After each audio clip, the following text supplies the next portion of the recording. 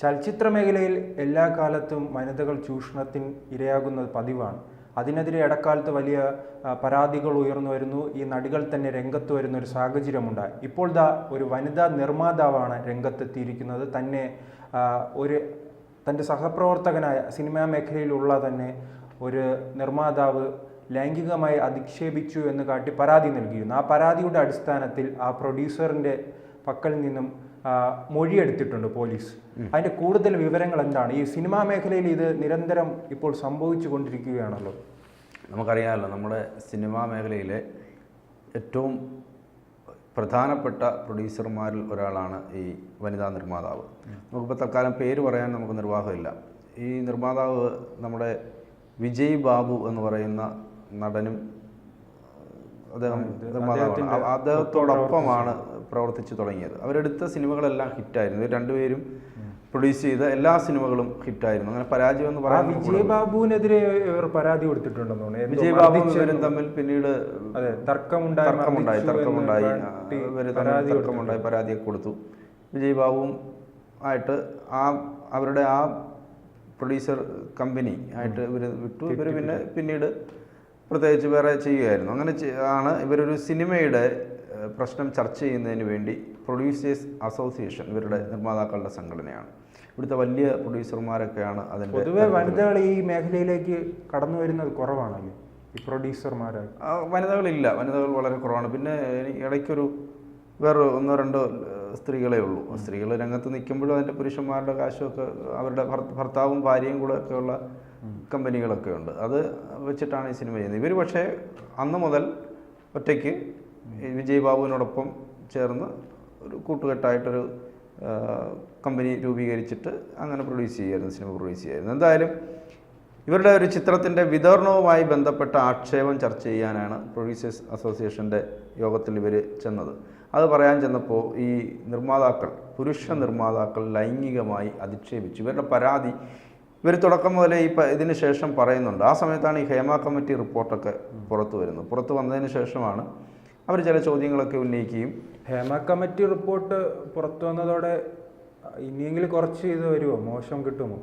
അതൊന്നും നമുക്കിപ്പോൾ പറയാൻ പറ്റില്ലല്ലോ. അത് ഈ ഹേമ കമ്മിറ്റി റിപ്പോർട്ട് വന്നതിന് ശേഷം നമുക്ക് പറയാൻ പറ്റുന്നത് അനുകൂല സാഹചര്യം തൊഴിലിടത്ത് ചൂഷണം കുറയാനുള്ള കാരണം ഒരു ഭയമുണ്ടാവും.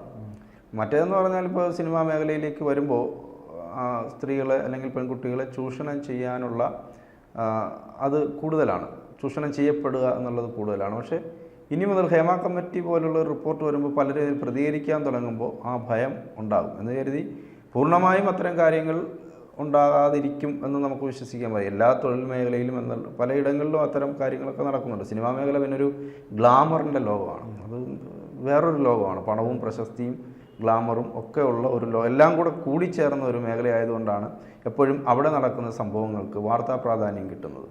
ഇവിടെ ഇവർ ഈ അധിക്ഷേപ പരാതിയിൽ പ്രത്യേക അന്വേഷണ സംഘം നിർമ്മാതാവ് ലിസ്റ്റിൻ സ്റ്റീഫൻ, അദ്ദേഹം വളരെ ചെറിയ പ്രായത്തിൽ, ഓർമ്മയുണ്ട്, ട്രാഫിക് എന്ന് പറയുന്ന സിനിമ അദ്ദേഹം എടുക്കുന്ന സമയത്ത്, പ്രൊഡ്യൂസ് ചെയ്യുന്ന സമയത്ത് 22-23 വയസ്സ് മാത്രമേ അദ്ദേഹത്തിന് ഉണ്ടായിരുന്നുള്ളൂ. അതിനുശേഷം അദ്ദേഹം മലയാളത്തിൽ ഒട്ടേറെ നല്ല ചിത്രങ്ങൾ, ട്രാഫിക്കിൽ ആ സമയത്ത് തരംഗമായിരുന്നു. അതെ, തരംഗമായിരുന്നു. മേഖലയെ തന്നെ മാറ്റിമറിച്ച ഒരു സിനിമയാണ് ട്രാഫിക്. അപ്പം ഒട്ടേറെ സിനിമകൾ പ്രൊഡ്യൂസ് ചെയ്ത നല്ല പ്രൊഡ്യൂസർമാരിൽ ഒരാളാണ് ലിസ്റ്റിൻ സ്റ്റീഫൻ. അപ്പോൾ ലിസ്റ്റിൻ സ്റ്റീഫൻ്റെ മൊഴി 1.5 മണിക്കൂർ എടുത്തു. മറൈൻ ഡ്രൈവിലെ SIT ആസ്ഥാനത്ത് നടന്ന മൊഴിയെടുപ്പാണ്. 1.5 മണിക്കൂർ അത് നീണ്ടു. അപ്പോൾ ഇവർ നേരത്തെ കൊടുത്തിരുന്ന ഈ പ്രൊഡ്യൂസർ അസോസിയേഷനെതിരെ കൊടുത്ത പരാതിയിൽ ഭാരവാഹികൾക്കെതിരെ എറണാകുളം സെൻട്രൽ പോലീസ് കേസെടുത്തിരുന്നു. തുടർന്ന് പ്രത്യേക അന്വേഷണ സംഘത്തിന് ഇത് കൈമാറി. പരാതിക്കാരി പങ്കെടുത്ത യോഗത്തിൽ സമ്മതിച്ച ആളായതിനാലാണ് തന്നെ മൊഴിയെടുക്കാൻ വിളിപ്പിച്ചതെന്ന് ലിസ്റ്റിൻ സ്റ്റീഫൻ പറഞ്ഞു. അതായത് ലിസ്റ്റിൻ സ്റ്റീഫനെ മൊഴിയെടുക്കാൻ വിളിപ്പിച്ചത് പരാതിക്കാരി പങ്കെടുത്ത ആ യോഗത്തിൽ പങ്കെടുത്ത ഒരു പ്രൊഡ്യൂസർ എന്നുള്ള നിലയിൽ. പക്ഷേ ഇവർ പരാതി ഉന്നയിക്കുമ്പോൾ ഇവിടുത്തെ മുതിർന്ന പ്രൊഡ്യൂസർക്കെതിരെയൊക്കെ ഇവർ ആക്ഷേപം ഉന്നയിക്കുന്നുണ്ട്. ഈ സുരേഷ് കുമാറിനെതിരെയൊക്കെ പരാതി ഇവർ പറയുന്നുണ്ടായിരുന്നു. അവിടെ നടക്കുന്നത് പലതും പുറത്തു പറയാൻ കൊള്ളില്ല, സ്ത്രീ എന്നുള്ള പരിഗണന തരുന്നില്ല എന്ന തരത്തിൽ പറയുന്നുണ്ട്. അപ്പോൾ സിനിമാ മേഖലയിൽ നമ്മൾ നോക്കുമ്പോൾ പ്രൊഡ്യൂസറാണ് അവിടെ കാശ് മുടക്കുന്ന ആൾ. സംവിധായകനുണ്ടെങ്കിൽ പോലും ഒരു കാലത്ത് നമ്മുടെ തുടക്കകാലത്ത് നമുക്കറിയാം പ്രൊഡ്യൂസേഴ്സാണ് സിനിമയെ കൊണ്ടുപോയി. അപ്പോൾ ഉദയയുടെ സിനിമയെന്ന് പറഞ്ഞാൽ അവരുടെ സിനിമ എന്ന് പറഞ്ഞാൽ അവർ കാശ് മുടക്കുന്ന ആളുകളാണ്. അപ്പോൾ സുബ്രഹ്മണ്യം മുതലാളി, ഇപ്പോൾ തിരുവനന്തപുരത്ത് സുബ്രഹ്മണ്യം മുതലാളി മെറിലാൻഡ് വരുന്നു, അവിടെ ആലപ്പുഴയിലാണെങ്കിൽ ഉദയ സ്റ്റുഡിയോ, ഇവർ തമ്മിലാണ് മത്സരം. അതായത് 2 പ്രൊഡ്യൂസർമാരാണ് തീരുമാനിക്കുന്നത് തങ്ങളുടെ സിനിമയിൽ ആര് വേണം, ആര് പാട്ട് എഴുതണം, ആര് തിരക്കഥ എഴുതണം, ആര് സംവിധാനം ചെയ്യണം, ഇതെല്ലാം തീരുമാനിക്കുന്നത് പ്രൊഡ്യൂസേഴ്സാണ്. പിന്നെ കുറേ കാലം കഴിഞ്ഞപ്പോൾ ഇത് സംവിധായകരുടെ കയ്യിലേക്ക് തന്നെ പോയി. സംവിധായകർ തീരുമാനിക്കുന്ന, അങ്ങനെയാണ് കുറേ ഭരതൻ, പത്മരാജൻ, ആ കാലഘട്ടത്തിലെ കുറേ പ്രൊഡ്യൂസർമാരാണ് തീരുമാനിച്ചത്. തുടക്കത്തിൽ പ്രൊഡ്യൂസർമാർ തീരുമാനിക്കുന്ന, അത് തുടക്കകാലത്ത് പ്രൊഡ്യൂസർമാരാണ്, അങ്ങനെ തന്നെ വേണമല്ലോ, കാശ് മുടക്കുന്ന ആളുകളാണല്ലോ ഇതൊക്കെ. പക്ഷെ അങ്ങനെ തീരുമാനിക്കണമെങ്കിൽ അതിനെക്കുറിച്ച് ധാരണ ഉണ്ടാവും. ഈ സംവിധായകനാണല്ലോ ഇതിൻ്റെ, അല്ല, സംവിധായകനാണ് അതിൻ്റെ കപ്പിത്താനെങ്കിലും ഇത് സിനിമയുടെ തുടക്കകാലമാണല്ലോ. തുടക്കകാലത്ത് പ്രൊഡ്യൂസർക്കാണ് മുൻഗണന. കാരണം അത് മാത്രമല്ല, ഇതിനെക്കുറിച്ച് ധാരണ വേണം. ധാരണയില്ലാത്തൊരു പ്രൊഡ്യൂസർ വന്നിട്ട് എൻ്റെ സിനിമയിൽ ഇന്നാര് അഭിനയിച്ചാൽ മതി, അല്ലെങ്കിൽ മറ്റേ ആൾ മതി എന്ന് പറഞ്ഞാൽ അയാൾ ഒരുപക്ഷെ പാളിപ്പോയേക്കാം. ഇവർക്ക് അതിനെക്കുറിച്ചൊക്കെ ധാരണയുണ്ട്. ഒരു സിനിമ ഇപ്പുറത്ത് ഇപ്പോൾ മെറിലാൻഡ് ഉദയം തമ്മിൽ അക്കാലത്ത് വലിയ മത്സരമായിരുന്നു. ഉദയ ഒരു ഭക്ത സിനിമ എടുക്കുമ്പോൾ ഇപ്പുറത്ത് മെറിലാൻഡും എടുക്കും, മെറിലാൻഡും അതിനനുസരിച്ചുള്ളൊരു സിനിമ എടുക്കും. ഇത് കൂവിത്തോപ്പിക്കാൻ ആളുകളെ ഏർപ്പാട്, ഇങ്ങനെ തുടക്കകാലം മുതലേ ഇങ്ങനെയുള്ള മത്സരങ്ങളൊക്കെ ഉണ്ടായിരുന്നു. നല്ല നടന്മാരെ, പ്രേം നസീറിനെയൊക്കെ കൊണ്ടുവന്നതൊക്കെ ഉദയയിലൂടെയാണല്ലോ. പ്രേം നസീറൊക്കെ അങ്ങനെ ഒട്ടേറെ നായകന്മാരെ കൊണ്ടുവരുന്നുണ്ട്. പിന്നീട് സംവിധായകരുടെ കയ്യിലേക്ക് എത്തുന്നു. അപ്പോൾ അവിടെ പ്രൊഡ്യൂസർ ഒരു കാഴ്ചക്കാരൻ മാത്രമായി മാറി.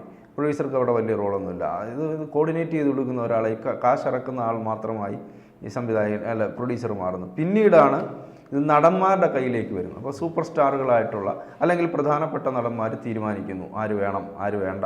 ഇതിൻ്റെ കഥ, ഇപ്പോൾ കഥ കേട്ട് കഴിഞ്ഞാൽ പറയും കഥ ഇങ്ങനെ വേണ്ട, അത് മാറ്റി എഴുതുക എന്ന് പറയും. ഇതെല്ലാം ഇതിനകത്തെല്ലാം ഇടപെടലുകൾ നടത്തുന്നു. ഇതിലേക്കെല്ലാം പറയുമ്പോൾ സംവിധായകൻ അവിടെ റോളില്ലാതായി, പ്രൊഡ്യൂസർക്ക് റോളില്ലാതായി.